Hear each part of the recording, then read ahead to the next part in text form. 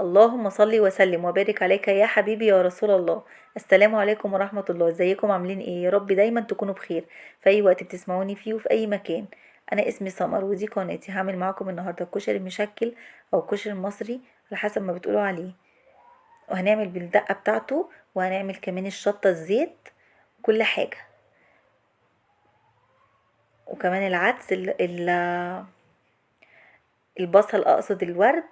تعالوا نشوف بقى المقادير. معايا هنا كيلو من المكرونة، او اللي هي الاكياس. انا مستخدمة كيسين مكرونة، اللي هي كيس 400 جرام. معايا كيس مرمرية، اللي هي المكرونة اللي بتبقى شكلها زي المقصوصة كده بس صغيرة خالص. ومعايا كمان كيس من الاسباجيتي. وهنا كيلو من الطماطم، وكوباية ونص عدس بني او ربع كيلو عدس بني، وكوباية من ال اسمها ايه الشعرية. ومعايا بصل مقطعاه جوليان شرايح صغيرة رفيعة قوي. اهم حاجة يكون رفيع جدا. ممكن تعمليه بالمبشرة، بالمكان اللي هو بتاع البطاطس ده اللي بيطلع الشيبسي. تمام. ودي البهارات بتاعت الصلصة بتاعت الطماطم. عبارة عن فلفل اسود وكمون، ومعلقة من الكمون، ومعلقة ورشة فلفل اسود، وبابريكا، معلقة بابريكا، ونص معلقة من الكزبرة، نص معلقة كزبرة ناشفة طبعا. ومعايا هنا ربع كوباية ليمون، ربع كوباية من الليمون. ومعايا حمص منقوع يعني من عند العطار، بتجيبيه من عند العطار او في السوبر ماركت. وثلاث كوبايات رز، وملح طبعا حسب الرغبة.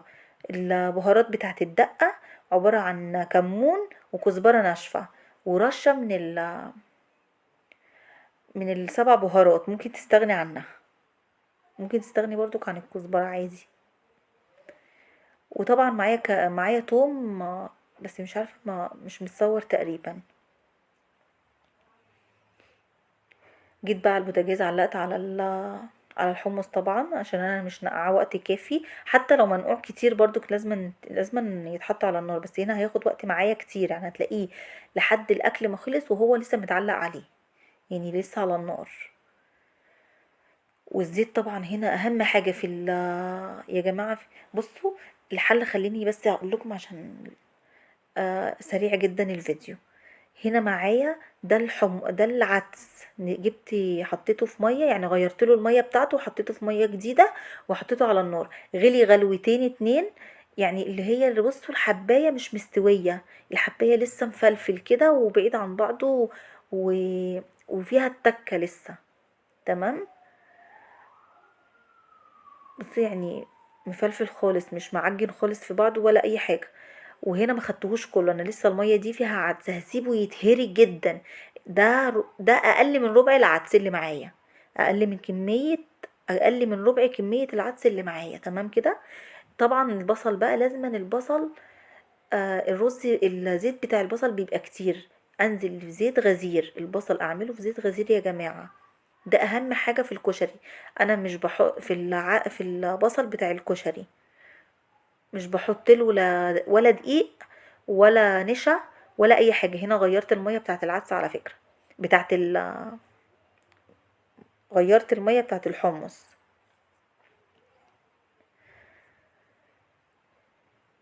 زي ما قلت لكم البصل اهم حاجه، زيت غزير سخن، وبنزل بيه وبهدي النار، اخليها وسط، ولا هاديه واطيه قوي ولا عاليه قوي اللي هي تحرق معايا البصلايه، ولا هاديه قوي اللي هي تخلي البصلايه تشرب زيت وتكون ويجلد كده.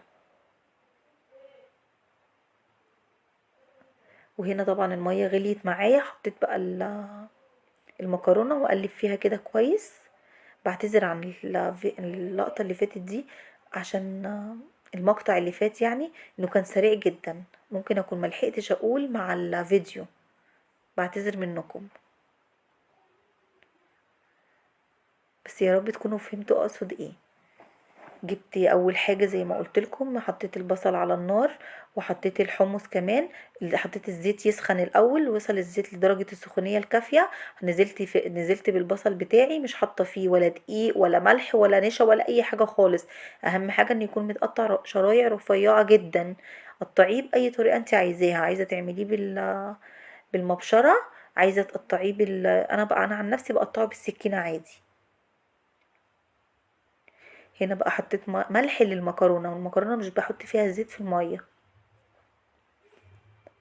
يعني في ناس بيسلقوا المكرونة بيحطوا زيت في قلب المية، لا مش بحط زيت في المية. هنشوف دلوقتي هحط لها زيت امتى. هنا بقى بصوا البصل وصل معايا بقى لدرجة اللون كله لون واحد، مفيش بصلية فاتحة وبصلية غامقة. ده بسبب ان انا طول الوقت بقلب فيه. لازم أن تحطي البصل وتفضلي تقلبي فيه تقلبي فيه، مش تسيبيه على النار وتروحي تشتغلي في حاجات تانية. يعني لو لاحظتوا ان انا طول ما انا بعمل هنا حاجة وهنا حاجة برجع تاني اقلب فيه، اقلب في المكرونة وارجع اقلب البصل مثلا. تمام، عشان كله يبقى لون واحد.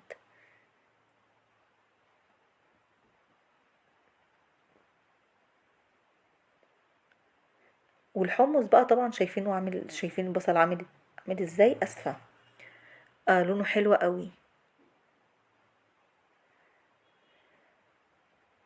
اوعوا تطلعوا البصل يكون لونه ذهبي واخد كفايته، لا طلعوه ذهبي فاتح سنة زي ما انتوا شفتوا اللون معايا كده. عشان طبعا هي لسه درجة السخونية بتاعته هتخليه يغمق عن كده، هتخليه يغمق اكتر يعني من اللون ده، هياخد درجة غامقة شوية.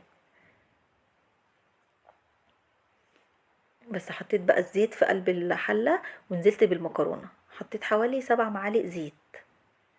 هي انا مش محتاجة زيت كتير، هي المكرونة اصلا يعني انا بصوا بقى مصفية المكرونة وهي لسه فيها تكة. ده يخلي المكرونة بتاعتك بقى بصي مفلفلة وجميلة، بصوا بعيدة عن بعضها ازاي، مش ملزقة في بعضها كده ومهرية او ملتوتة يعني بمعنى اصح زي ما بنقول عليها، لا. هنا بقى ده العدس كان استوى على الاخر، انا قلت لكم ان انا هنا سايبه عدس بيستوي. يعني لما جيت طلعت العدس ما طلعتهوش كله، سبت في الحله اقل من ربع كميه العدس اللي معايا. هقول لكم هنعمل فيها ايه دلوقتي.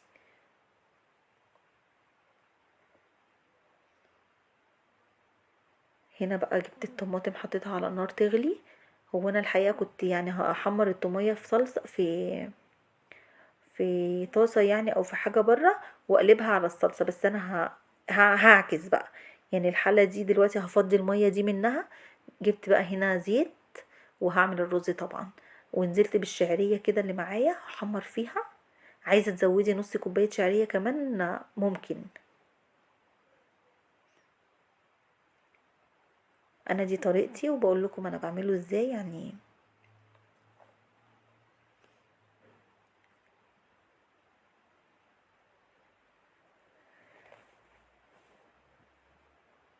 انا كوبايه الشعريه اللي معايا دي كوبايه يعني كبيره مش صغيره. بس بصوا بقى الشعريه بتاعت الكشري يا جماعه بديها لون اللي هو يكون غامق شويه، مش دهبي فاتح، لا خالص. اللون بتاع الشعريه بتاعت الرز الكشري بيكون غامق اكتر، بيكون غامق يعني عن اللون الذهبي، بياخد لون اغمق من الذهبي. هنشوف دلوقتي هيبقى لونه عامل ازاي.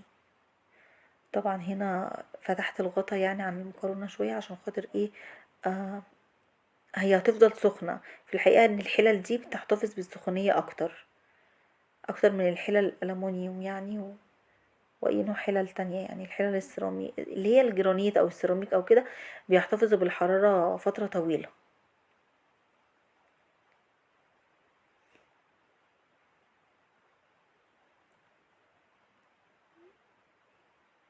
بصوا بقى هنا كانت المعلقة اللي بقلب بيها دي ساحت، ساحت في قلب الزيت.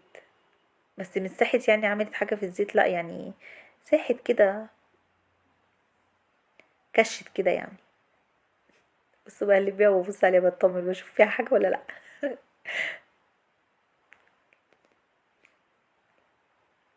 انا بخاف اقلب بالالموني بالمعالق اللي استانلس فيها. نزلت بالرز، غسلت الرز طبعا ونزلت بيه. انا معايا الرز مش منقوع ولا اي حاجه، مغسول غسلته عادي ورحت نازله بيه كده. هفضل اشوح فيه طبعا لحد ما اتغلف بالزيت، عشان يبقى ده سبب من اسباب ان الرز يطلع مفلفل معاكي. تفضلي تقلبي تشوحي فيه كده حبه على النار كده بالقلب الزيت. شفتوا طبعا لون الشعرية وصلت معايا للدرجة اللون عاملة ازاي، مش فاتحة. انا مش بحب الشعرية لونها فاتح في الكشري، عايزاها لان الرز بيبقى لونه بني كده، فلازم تبقى ظاهرة في قلبه. بصوا بقى، صفيت المية بتاعت الكشري، هعمل منها طبعا المية بتاعت العدس، اسفة، هعمل منها. بصوا المية لونها عامل ازاي، لونها بنية كده، تخلي بقى لون الرز معايا خطير جدا.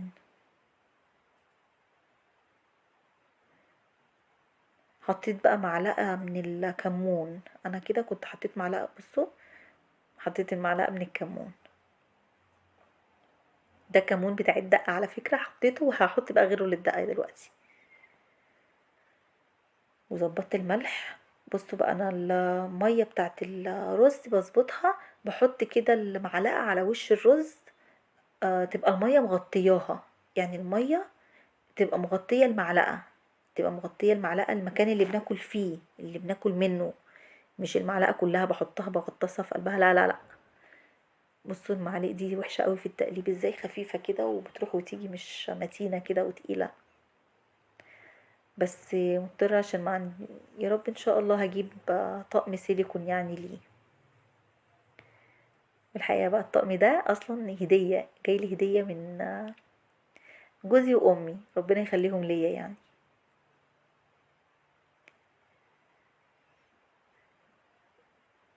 بس دي الحلة طبعا اللي انا كنت عاملة فيها العدس، فضيتها وغسلتها كده، وهعمل بقى فيها دلوقتي الصلصة. حطيت حبة زيت على النار يسخنوا، وبصوا بقى هنزل بمعلقة مليانة توم، معلقة اللي هي معلقة، بصوا معلقة مليانة، معلقة مليانة هرمية كده توم. بس انا كنت بوريكم، هاخد بقى منها دلوقتي، تشوفوا حبة، شفتوا دولت هحطهم فين، ما اصفروش ولا اي حاجة، ده هما بس يا دوبك لونهم الابيض كده، خدوا الصدمة بتاعة الزيت. حطيتهم على الحمص، هنعمل فيها دقة، انا هحط توم تاني ني، بس دي خطوة بتفرق، بتخلي الطعم حلو قوي. عارفين انتوا التوم بيطلع ريحته بسرعة.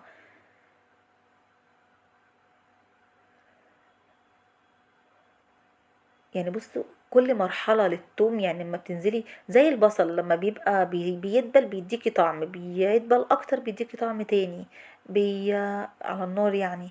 لما بتسيبيه ياخد لون بيديكي طعم تاني خالص كده، لو اتحرق بيبقى طعمه غير. برضو التوم نفس الحكاية، كل مرحلة فيه ليها طعم. بصوا بقى هنا التوم لونه عامل ازاي، دهبي فاتح قوي قوي. اوعوا التوم يغمق منكم عشان هيغير طعم الصلصة جدا، لو غمق التوم هيغير طعم الصلصة خالص. نزلت بقى بالبهارات بتاعة الصلصة، واروح حاطة على طول كده، مش هسيبها تتحمر، لا ده انا نزلت بيهم ورحت حاطة على طول الصلصة، اللي هما خدوا طعم ريحتهم بتبان، يعني بيبقوا اقوى، الريحة بتاعتهم والطعم بتاعهم بيقوى زيادة يعني. ما تنسونيش بقى في اللايك، ودعوة حلوة من قلبكم، وما تنسوش الاشتراك في القناة يا جماعة. يعني أغلبية اللي بيتفرجوا وبيمشوا كده، يعني ما مش بيشاركوا، فاشتركوا في القناة عشان أي فيديو أنزله يعني يوصل لكم إن شاء الله.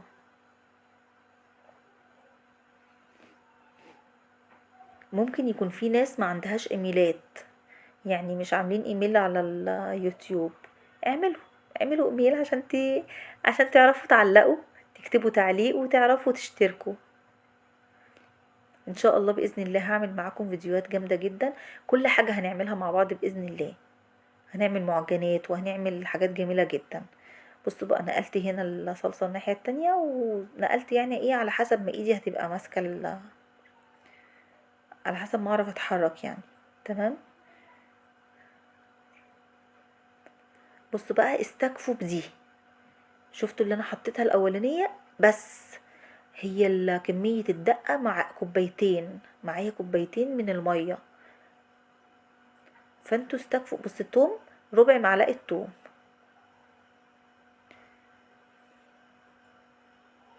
خدوا بالكم ان انا حاطين توم قبل كده، حاطين توم اللي هو اللي انا اخدته من الصلصه. اللي انا كنت بحمره للصلصه، واخده منه توم، فاكرين؟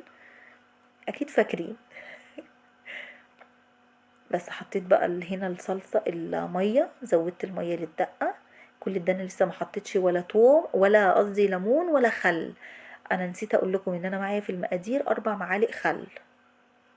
والصلصه دي يا جماعه حاطه عليها معلقه من السكر، لان الطماطم معايا كانت حادقه شويه، يعني ما كانتش مسكره. فحطيت فيها معلقه من السكر. تقدري تحطي، بصي الرز مفلفل وجميل على فكره، مش يعني ما لقطش من تحت الشاطئ او حاجه. لا انا بس بقلب بحرص عشان خايفه المعلقه تجرح الحلل. تمام. بص انا بقلب الاول، يعني تلاقيني كنت بقلب كده بقلب جامد وبسرعه بالمعلقه التانية. بس برضو على الرغم ان المعلقه التانية دي نوعها وحش قوي. هي جايه هديه مع الطقم كده، هي جايه هديه الطقم، هي والمسكات دي. بصوا بقى، كده انا كنت حطيت حطيت بقى الليمون. طفيت النار الاول. تمام، يعني انا طفيت النار ورحت حطيت الليمون والخل. بس كده. الحاجة الوحشة بقى اللي هعملها في الدقة دي دلوقتي، ان انا هفضل اخد زيت من على وش الصلصة واحط فيها، هاخد زيت واحط فيها، لونها هخليها حمرا يا طماطم. بص بقى هنا ديت حلة كان فيها، اعمل الشطة يعني. حلة فيها نزلت فيها بزيت، يكون سخن قوي قوي قوي. معلقة زيت، حطي عليها حوالي نص معلقة، لا سوري سوري، معلقة من الشطة مليانة. هتاخد معاكي نص كوباية زيت. نص كوباية زيت. بس لو مش هتزودي زيت من الصلصة، مش هتفضلي تزودي زيت من الصلصة. تمام. حطيت الزيت سخن قوي على النار، ورحت حطيت معاهم. يعني انا حاطه زيت اقل من نص كوبايه، عشان انا عماله شايفين اخد زيت من هنا احط هنا، انا كنت عامله حسابي، يعني أنا عارفه ان انا هعمل كده. فانت لو مش هتعملي كده حطي نص كوبايه زيت، وحطي معلقه. خليها تسخن على النار، تسخن مش تغلي. اوعي الزيت يغلي، لانك لو نزلتي سخن زياده عن اللزوم ونزلتي بالشطه، الشطه هتتحرق اول ما تنزل بيها، مش هتلحقي لا تقلبيها ولا اي حاجه خالص. هتتحرق هتتحرق يعني. والله صدقوني. الزيت سخن على النار، رحت حطيت الشطه وقلبته كده لحد ما طلعت ريحتها طبعا. بتبقى ريحتها فظيعه ما اقولكوش. وبعد كده بروح طفيها بمعلقه بكبشه كده من الصلصه. انا حطيت لها يعني معلقتين صلصه. وفضلت بعد كده اخد ايه من على وش الزيت، واحط عليها على وش الزيت بتاع الصلصه، واحط عليها، لان الزيت في الصلصه كان معايا كتير قوي. يعني انا كنت لقيت الزيت لما الصلصه، انا الصلصه بالمناسبه انا بخليها تتسبك مش تتقل. احنا مش بنحب طعمها نية بصراحه. انا جوزي وولادي وكلنا بنحب طعم الصلصه بتكون متسبكه. يعني بخليها تتسبك كده، واروح مزوداها بعد كده ميه اللي هي بديها كفايتها. تمام. ده بقى العدس اللي انا قلت لكم استوى على الاخر خالص خالص خالص. شايفين حطيت عليه ملح وحطيت عليه كمون، معلقه كبيره من الكمون. معلقه اللي هي معلقه صغيره بتاعت الشاي دي، بس حراميه مليانه على الاخر خالص. بصوا الصلصه متسبكه معايا خالص ازاي، قسرت، كانت الحله مليانه دلوقتي قسرت خالص ازاي. على فكره في ناس بيعملوا الصلصه بتاعت الكشري ببصل. وفي ناس بيعملوها ببصل وتوم. بتبقى جميلة، مش بتبقى حلو يعني، مش بتبقى وحشة. بالذات لو بصل على توم. يعني بصل بتوم دي بتبقى جميلة جدا بصراحة.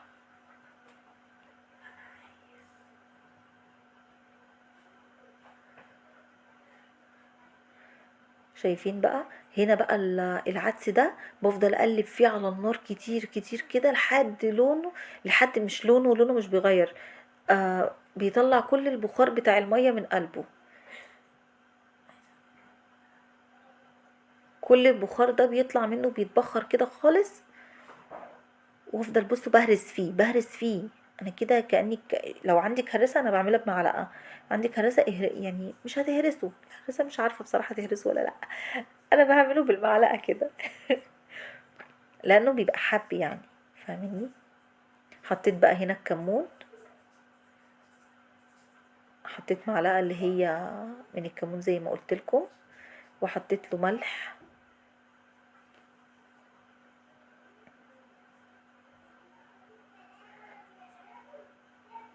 لازم ايديكي تبقى فيه كده، ما تخلوش يلزق، لانه هتلاقيه لازق معاكي. احنا مش حاطين له لا زيت ولا ميه ولا اي حاجه، لا ده احنا بنبخره من الميه اللي في قلبه. يعني انا سلقينه في ميه ومستوي لحد ما اتهرى خالص، فهو متشرب ميه. ببخره بقى كده وبفضل اهري فيه اهري فيه اهري فيه خالص. شايفين لما عارفين لما بتجيبوا كشري بتلاقوا على وشه كده عدس ما مستوي زياده وليه طعم، هو ده بيبقى كده. ممكن يكون في محلات مش بتعمله، بس انا يعني بنشتريه من اكبر محلات، يعني بيبقى بنفس الطريقه.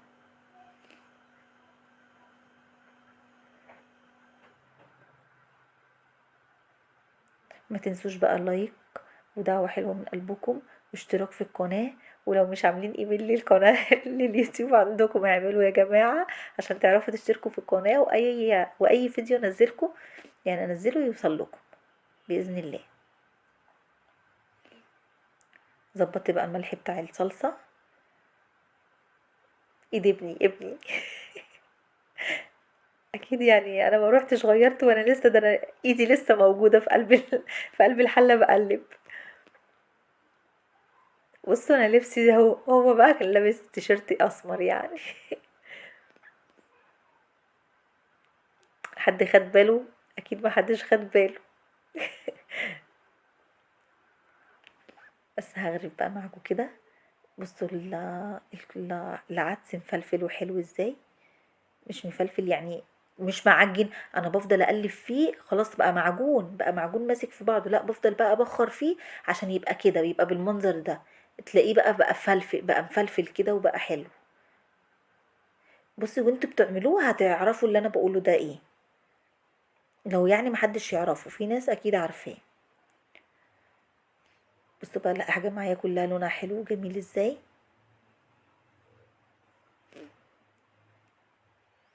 اوعوا تغلطوا الغلطة دي، اوعوا. هي مش مغيرة في طعمها الحقيقة، بس مخلية لونها احمر زيادة يعني. احمر يا قوطة حمرا يا طماطم. عفوا.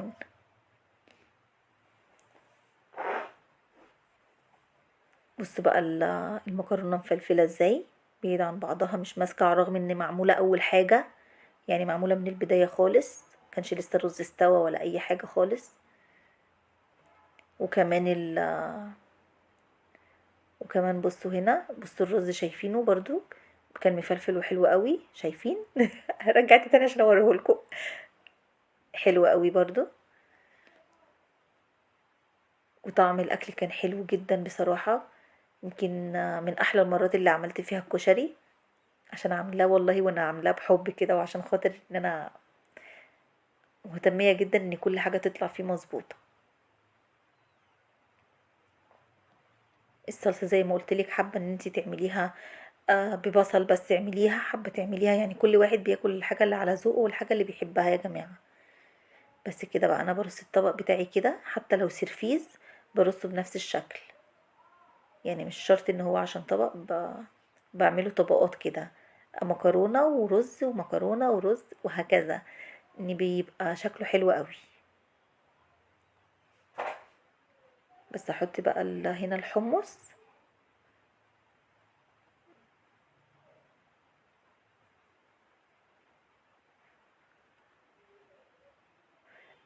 الشطة في ناس بتصفيها وتخليها زيت بس، يعني في ناس بعد ما بتعمل الشطة خالص وخالص وخلاص قفلت عليها بتروح مصفياها بالمصفى اللي هي السلك. بصوا ده انا اخدته بايدي كده عشان اوريهولكم ان هو مش معجن ولا اي حاجة.